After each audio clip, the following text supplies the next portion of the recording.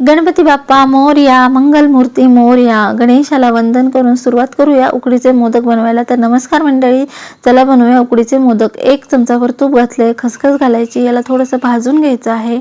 1 मोठी वाटी नारळाचा चव घेतलेला आहे. नारळाच्या पाठीकडचा भाग काढून टाकायचा, याचे तुकडे करायचे आणि मिक्सरमधून चालू बंद करून फिरवून घ्यायचं. आता यामध्ये अर्धी वाटी गूळ घालायचा आहे. याला मिक्स करायचं आहे. 5-6 मिनटं याला असंच मंद गॅसवरती आपल्याला परतून घ्यायचं आहे.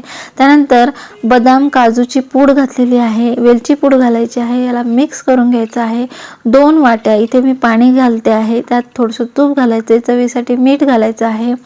2 वाट्या तांदळाची पिठी घालायची आहे. ज्या वाटीने पाणी मोजून घेतलं त्याच वाटीने तांदळाची पिठी मी मोजून घेतलेली आहे. 2 वाट्या आहे. त्यावरती झाकण ठेवायचं आहे, वजन ठेवायचं आहे आणि 15 मिनिटाची वाफ काढून घ्यायची आहे. याला उकड छान आपली बसलेली आहे बघा.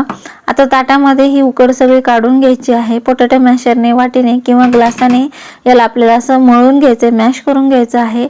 आणि गरम गरम आहे तोपर्यंत त्याला भाकरीप्रमाणे आपल्याला मळून घ्यायचं आहे. अगदी लोण्यासारखा मऊ लुसलुशीत गोळा बनवून घ्यायचा आहे. आता या गोळ्याचे छोटे छोटे गोळे बनवून घेऊया, म्हणजे सगळे मोदक एकाच आकाराचे तयार होतील. झाकण ठेवून देऊया आणि याची एक वाटी तयार करायला घ्यायची आहे. पातळ अशी वाटी तयार करायची आहे.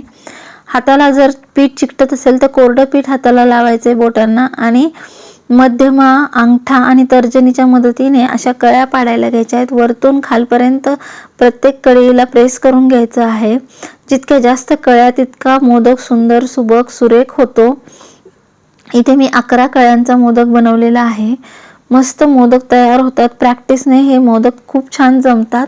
यामध्ये सारण भरलेलं आहे आणि एकाच दिशेने हाताने मोदक फिरवायचा आहे आणि वरच्या 3 बोटांनी फक्त या कळ्या जवळ आणून घ्यायच्या आहे. अशा पद्धतीने गोल गोल फिरवत या कळ्या जवळ आणून घ्यायच्या.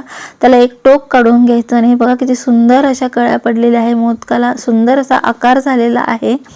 असेच सगळे मोदक तयार करून घेते. हळदीच्या पानांवरती हे सगळे मोदक ठेवून घ्यायचे आहे. चाळणीवर ठेवले आहे हळदीचे पानं आणि आता ते स्टीमरमध्ये ठेवून द्यायचे आहे. 12 ते 15 मिनिटं आपण याला वाफवून घेतलेलं आहे. मस्त असे मोदक तयार झालेले आहेत. तुम्ही पाहू शकता किती सुंदर आकार आलेला आहे. एक मोदक दाखवते, मस्त चमक आलेली आहे मोदकाला. याला फोडून दाखवते. आतमध्ये भरपूर असं सारण आहे. यावरती तूप घालायचं आहे. गणपती बाप्पाला या मोदकांचा नैवेद्य दाखवायचा आहे आणि नंतर याला ताव मारायचा आहे. तर तुम्ही सुद्धा नक्की बनवा. रेसिपी पाहिल्याबद्दल धन्यवाद.